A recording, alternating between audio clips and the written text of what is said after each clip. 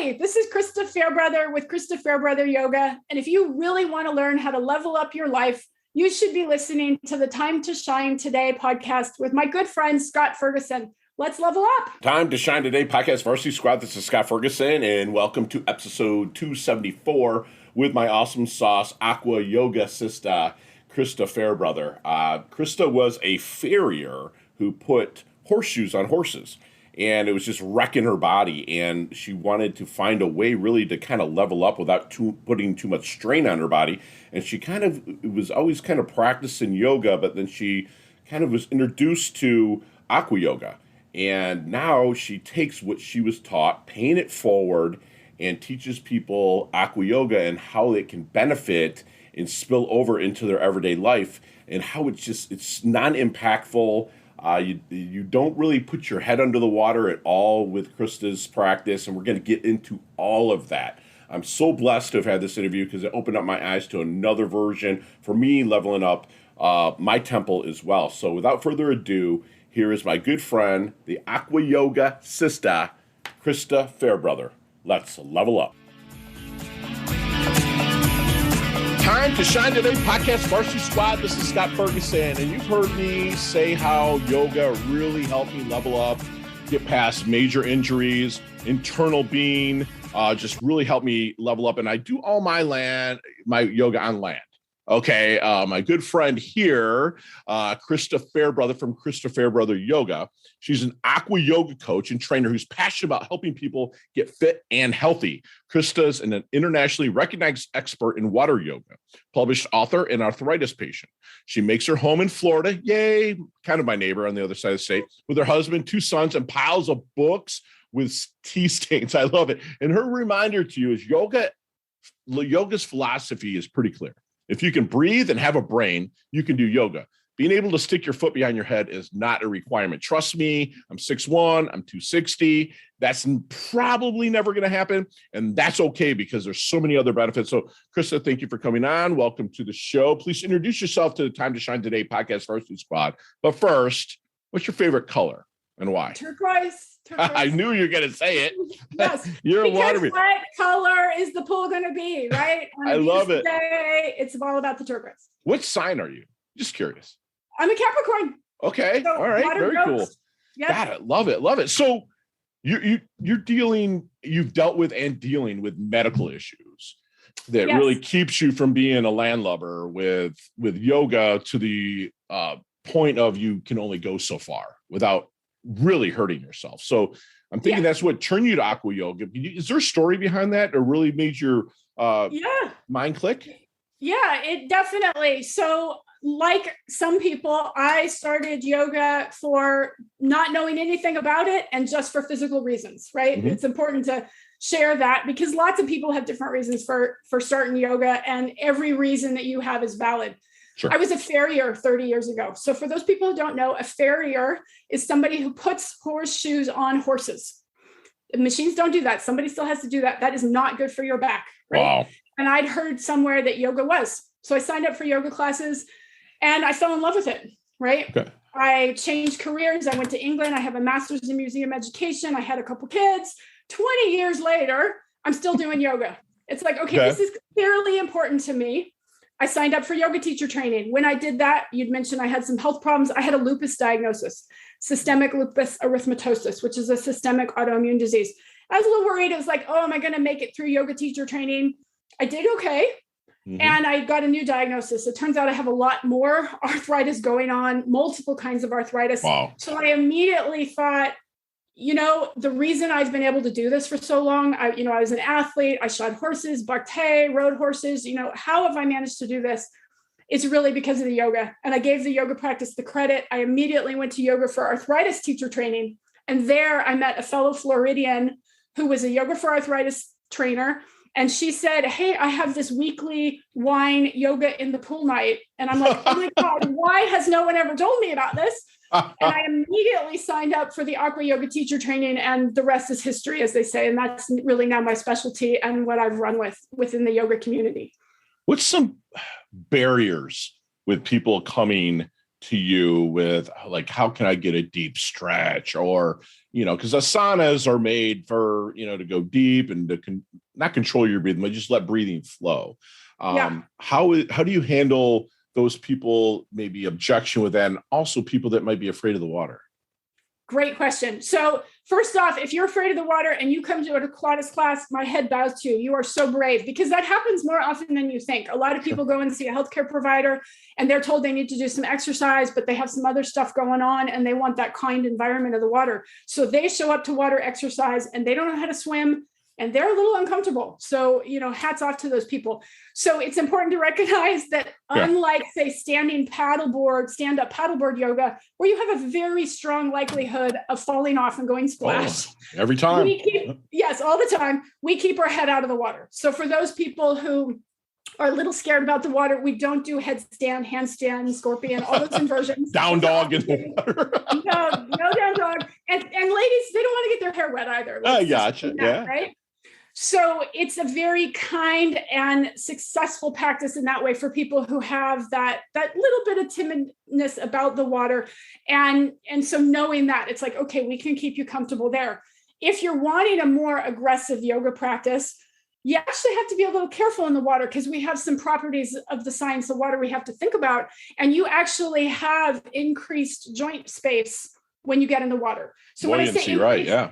Yeah, your joint space, it doesn't get bigger than it ever was. That's not what I'm saying. It's that it restores your natural space. Sure. So you can potentially in a stretch go up to 30% bigger, stronger, harder, more than you would on land. So if you're a person who has a real aggressive practice, you can get in the water and surprisingly hurt yourself. And your pain reception is dampened in the water, right? Yes, that's what the hydrostatic pressure, that inward pressure everywhere does for you. It dampens your pain response. So you're not feeling that like, oh my gosh, I'm stretching to my end limit in the same way you would on land. Right. Yeah. So a little bit of having to be careful there for people who do want more, as we would say. Right. Is there like levels to aqua yoga that you can kind of get to? Because it's not a competition, but I'm been practicing Ashtanga for, I guess, going on this November will be 7 years. I'm only maybe 3/4 of the way the primary series of Ashtanga, right? So is there levels to aqua yoga? Okay, that's a great question. So for those people who, are maybe new to the yoga tradition and what yoga is there are different schools of yoga, and some schools have levels like you're expressing. I started yoga in Iyengar yoga, which also is a school of yoga that has a lot of levels. Right? Series there, yeah, absolutely. Yes. So aqua yoga is no, there are no levels in the sense of you should be getting at the pool and practicing at your level. And given that your theme is all about leveling up, right? Mm-hmm. It's your leveling up for you in yoga should be what you internally need, right? It's not set by outside level, a competition. Love it. It's not somebody else's determination of what you need in yoga. Right. It should be about what you need. Right. And in theory, all yoga is like that. But sometimes when we get in that place of competition, or we're maybe kind of looking around off our mat, if we're in land, in the pool, we say, stay in your lane, right? Right. Keep it in your own practice, literally, right? Right. So leveling up is really a self-determining thing for you. You are in charge of your level, and you should be working to the level you need wherever you're at. Love it. Love it. And so when you do your teaching, do you also do remote teaching at all? If someone has a pool and you can follow along on their phone or their iPad or their laptop, do you have that? Yeah, actually, I'm like one of the few people in the world who has high-speed internet access in my backyard pool. Love it. So I can actually help you. Like if you're like, I want to do this at the pool, I can be in the pool live and show you. One. Two, tech, if you're at the pool, you don't want your tech. You don't want to take your little laptop out to the pool where it could get wet, right? So the pool itself is a fairly low tech environment for most people. So if you have audio instructions you can use, or you watch a video, at home in the confines of your desk where it's safe without tech, you take notes, you take those notes out to the pool. Their waterproof sequences are available, where they're laminated so they last forever. So tech is a little bit of a barrier, but yeah, in this age of everything's gone digital, sure, I've, made it happen like everybody else. Love it. I love it. You, what do they call it now? Pivot. They used to call it shift. Now you shifted we'll just call it shivot. You did a shivot on that. That's awesome. I love it. That could go in other directions. I love it. That's real close to I love it. That we could all say about COVID right now.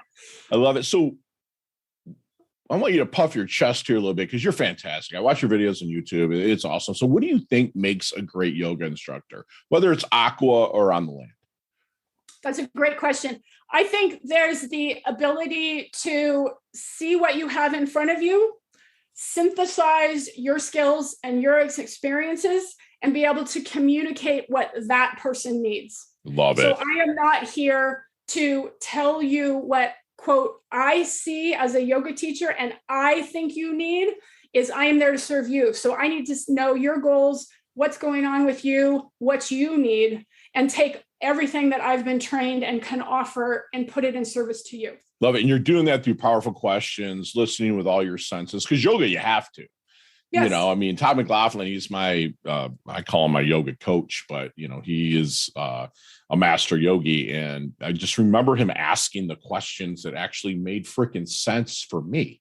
It wasn't about, hey, this is how we do it, and you have to follow along. He's like, dude, let's just find what your level is. You have any questions? Yes. And speaking of questions, when you're starting working with somebody one-on-one, is there any good question that you wish that they would ask you but never do? That's a really good question. So the one that I wish people would ask is, tell me how this matters in my everyday life. Yes. Because that is what I'm all about. I told you I was a farrier for a long time. And I think that really helps drive, why I like being a yoga teacher is, yes, I want to help you in yoga. And yes, I want you to have a good time in yoga. But the reality is I want you to take the yoga and go home and be better in your life, be a better person, be more comfortable, have more comfort, right? And so I want it always to be relevant. You're not raising your arms in a pose because you're going to look amazing and make the cover of Yoga Journal. You're raising your arms so you can build those muscles and get the stuff out of your top cupboard, right? When you make the Christmas ornaments. So I wish people would ask more questions about, okay, you're giving me this great information. How do I make it relevant in my everyday life? Which I try to, offer them because that's what I'm driving at. But I wish more people thought of it from that perspective in the get-go. That's excellent. That's beautiful how it spills over and really helps you level up other parts of your life. Like you said, you're a farrier, and it's like you could probably bend down and grab that horse's leg and bend it up and put the shoe on a little bit easier, if you're really practicing. So let me ask you something. I'm not going to say yoga gets a bad rap, but lymphatic system is huge, because your heart can pump blood and it can cleanse your blood, but your lymph system needs certain movements to, I rebound every morning for 5 minutes on a trampoline. Okay. And what I'm thinking, and you tell me if I'm wrong, but being aquatic yoga can actually help flush the lymph system because you're weightless in some parts of it, because on a trampoline, you're weightless for at least a second when you're in the air, or maybe half a second. But when you go down the trampoline, it's 4 times the gravity. So it's that pumping action that pumps out the lymph system, because that's the only way it can be cleansed. I was wondering, is aquatic yoga good for helping cleanse out the lymphatic system? That's an excellent question. And your observations on that are really interesting. So it is an excellent way to do it. But the science on it is a little different because we have the hydrostatic pressure of the water, right? The air is putting pressure on us, but we don't recognize it because it's so small, right? You get in the water and think about that feeling you have is like, oh my gosh, I'm kind of like in a sock and I'm getting sucked in everywhere, right? That greater density of the water is what's called the hydrostatic pressure. And it's making some physiological differences in your body. Your heart is working more efficiently, right? Because it's now got that pressure everywhere. That pressure inward everywhere is helping reduce any swelling. So a lot of what you're talking about from lymphatic drainage is maybe some pooling in your feet, right? Well, because your heart's working more efficiently, you don't have that going on, as well as it makes your kidneys more efficient. When you get in the pool and you're like, oh my God, I have to pee and I haven't been here very long. It's everyone. It's not just you. It's everyone, because our kidneys are more efficient, right? So you're filtering everything faster in the water. And so you're getting the benefit similar to what you're talking about from the anti-gravity, but it's not really the reduced weight. It's that increase in pressure in the water. Wow. That educated me, man. That's some knowledge bomb right there. Knowledge nugget. I love that. I love it. So Christa, like, how much do you appreciate your strengths that you have within the field of yoga? I've come to appreciate them a lot. Yeah. I mean, because at the end of the day, that's about all you got is your skill sets. Sure. Right. Yeah. How about your weaknesses? Got any? My weaknesses. So that is a great question, because my journey through yoga, a lot of it has been about trying to develop some more self-compassion for myself.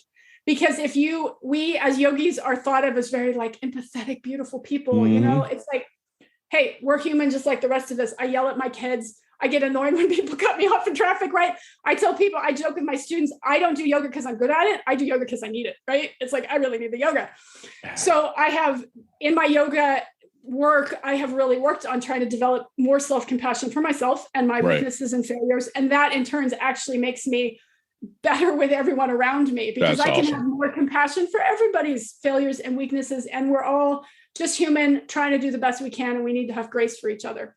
I love that, because not only a byproduct of, the being relevant to real life, it goes back to that again. It spills over into being able, like I've noticed I never had road rage, but I would yell at people in my car with my windows up, and ever since early through pranayama and just the asanas that Ashtanga puts me in, it's like, I don't really give a shit, excuse my language, like I did before. I mean, trust me, I still get it, but it helps me control it. Right. And you still care. You're still human. You still have emotions. Yeah. It helps you manage your reactions. It flows. Because you do a very challenging type of style of yoga. Mm-hmm. So when you're going through all these challenges, you have to check in with yourself and take that pause of like, can I do this? Yeah, I can do this. Keep going. Yeah, I can do this. Keep going. And it's the same like when you're in the car with somebody. It's just like, okay, I have a better sense of what really matters and where I'm going to be in 10 seconds. And I don't need to lose my cookies with this person. Right. And to me, like, yoga was humbling in a sense, because I've always been a combat athlete. And it was like, I really had to stand and maintain my lane on certain things. But at the same time, it like I was getting maybe bored with it in a sense. Right.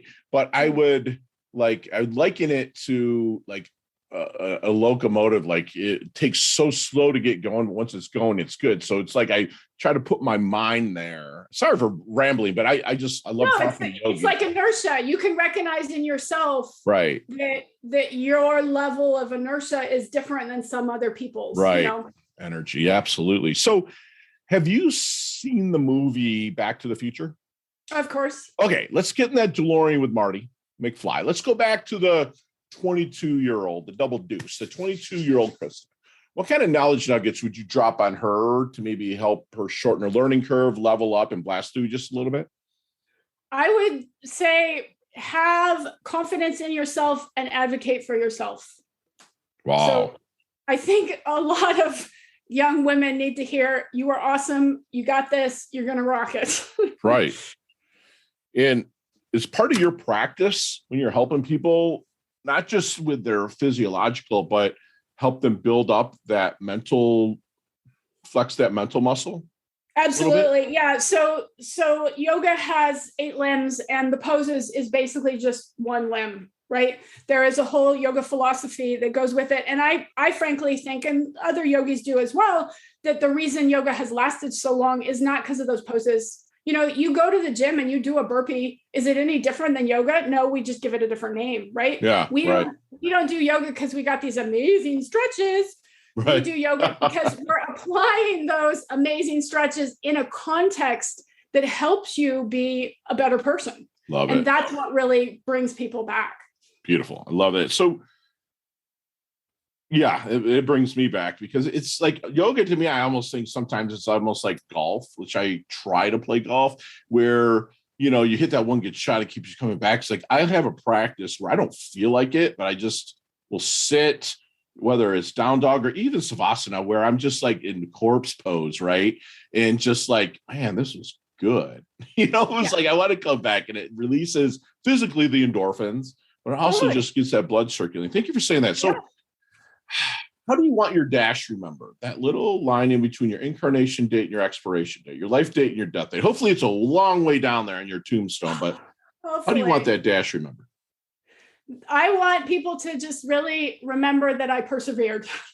Okay. That it's, I like to think of myself as, I know you're going to ask about the music, but I'm not an 80s gal. The Chumpalumpa, the tub thumping song, she gets back up, it's knocked down again, is just keep on keeping on. I love it. So you're like a 90s one, huh? You like that 90s? I'm old. Love it. I look. Put it that I am older than I look. Okay, I'll give you that one. I'll be 50 in like 30 days. So I'm embracing that and saying, bring it on. I love it. I love it. So who then has had the most profound impact on your life or your career? That's really a great question. And I have to say that it's more, I haven't had that person that's been that impactful like my entire life.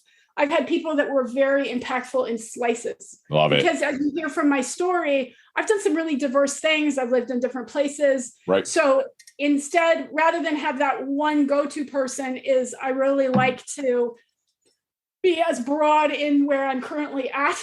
Okay. And really take in who's there for me at any given time and really connect in that way. I love it.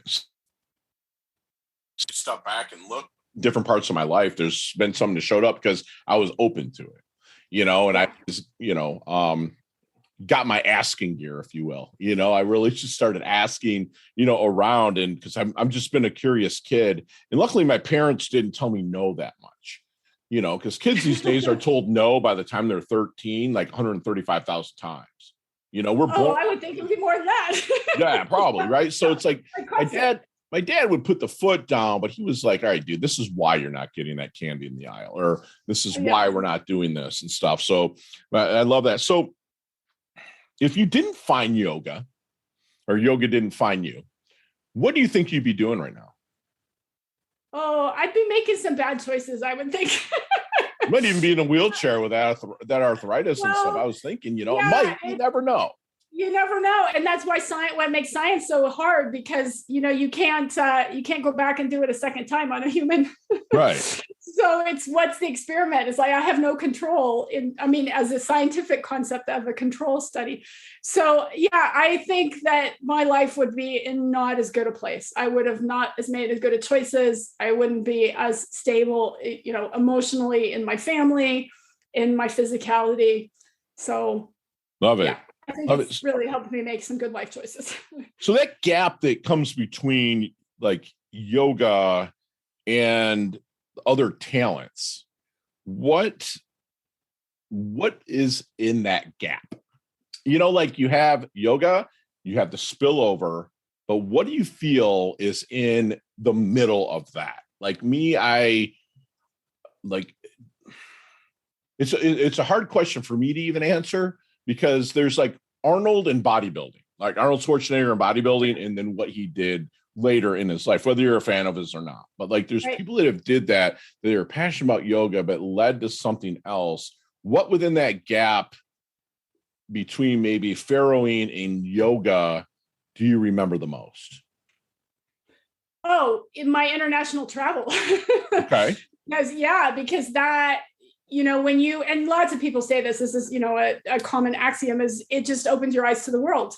I was born in America. I'd never left the country. And, you hear on the news all these amazing things and places. And I'd studied art history. So I'd looked at these amazing places and works of art for years. And then there's a really big difference to see it on a slide on a tiny little screen and actually stand in front of a Van Gogh or, isn't it? It's different. Cathedral is just hands down amazing. And so Mont Saint Michel, it just blows you away.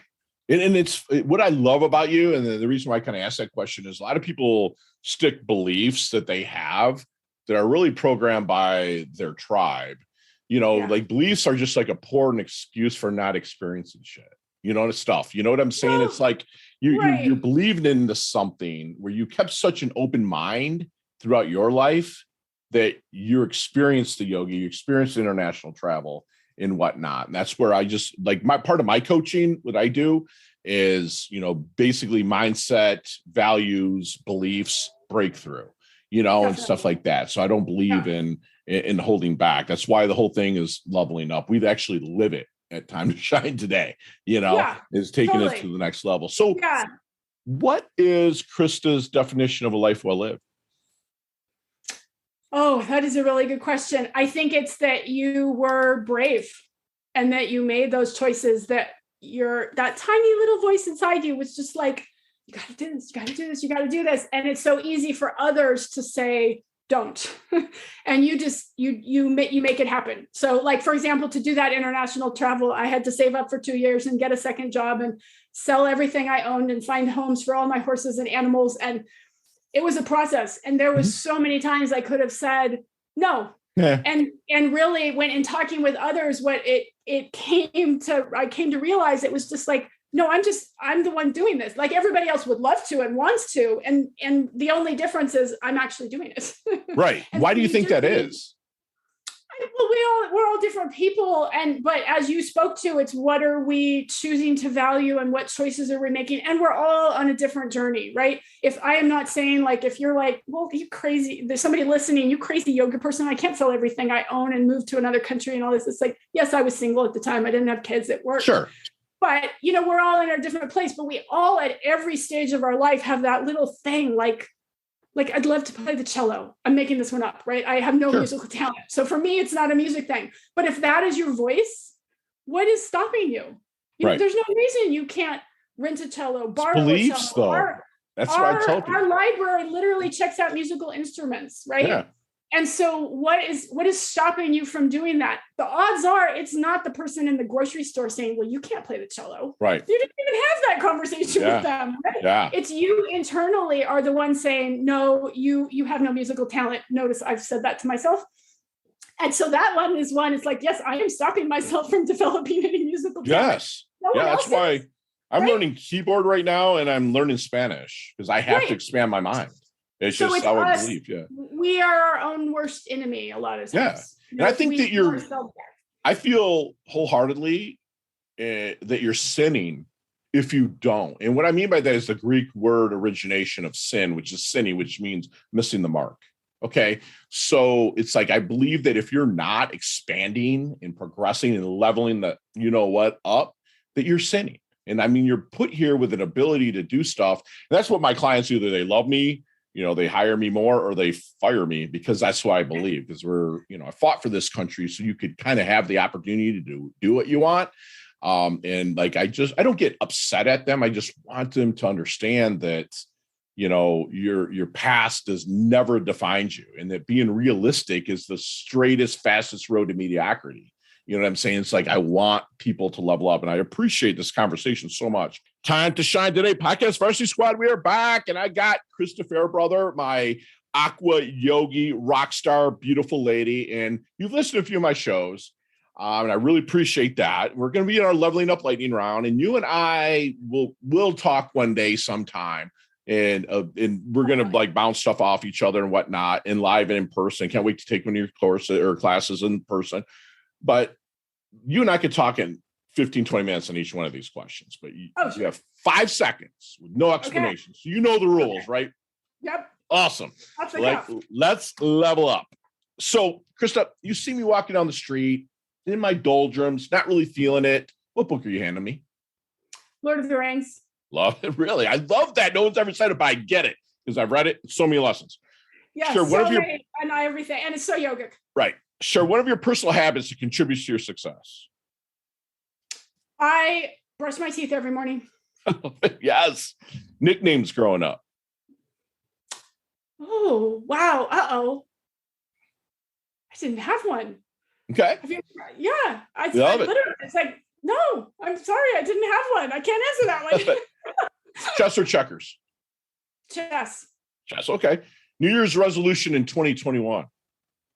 Last year, not get COVID. Love it. Did you do okay with that? Not to my knowledge. Okay, good. I'm medically vulnerable, so I'm trying really hard. Love it. Hard. What song blew your mind other than Tub Thumping? I'm a really big Michael Franti song aficionado. So not necessarily one, but he has so many. Check out his catalog. Love it. Most commonly used emoji when you text? The smiley face with the heart eyes. Love it. And don't lie to me on this one. If you could stay one age physically for the rest of your life, keep the knowledge you've garnered, continue to gain wisdom, what age physically would you stay? Oh, I'd go back to 25. There you go. I rocked it then. Yeah. I'm good. I'm 28 to 32. I don't have the creaks, the cracks. I like you said, very important. I keep the knowledge I have now. I'm not giving that up. Love it. Love it. Love it. Best compliment you ever received? Oh, that you're fun. I love that. Thank you. And so, Christa, how can we find you? The easiest way is my website, which is my name, Christa, Christa, and Fairbrother is just like it sounds, F as in Frank, AIRbrother.com. Love it. Love it. And is there anything we want to offer the squad right now of listeners? I have a bunch of free aqua yoga videos that you can watch for free. So we're in Florida, and so it's January. I recognize it might be a little easier for us. Tougher, but right? If you have access to an indoor pool up north, watch the videos, take notes, take your little notes to the pool. Don't make that be the barrier. Don't make tech be the barrier. Just take the information to the pool. And squad, you got to go to this website, ChristaFairbrother.com, which will be in the show notes. And she's actually looks like she's doing Savasana here on water noodles. And that's just awesome. I never even really thought of that. And that's something I'm going to try. That's fantastic. And do me one last solid, Christa. Leave us with one last knowledge nugget you want us to take with us, internalize, and take action on. That wisdom is gained from being a good listener, not talking all the time. Yes. We have talked for half an hour. No, it's you know what? And that's so true. People are going to listen to this. So, and God, or your creator, gave you one mouth and two ears for a reason. It's cliche, but it's true. And we like to practice listening with our neck. The people that I train, that train under coaching with me, and the people I talk to, like you're really listening and you're using all your senses. And I love that. And squad, we had a awesome masterclass with my awesome sauce friend, Christa Fairbrother from Christa Fairbrother Yoga. And she's opened up my eyes and want me to just run out really and try aqua yoga because I know it's going to have so many benefits for me. She was a farrier, the people that put the shoes on the horses, and her back and body was just getting wrecked.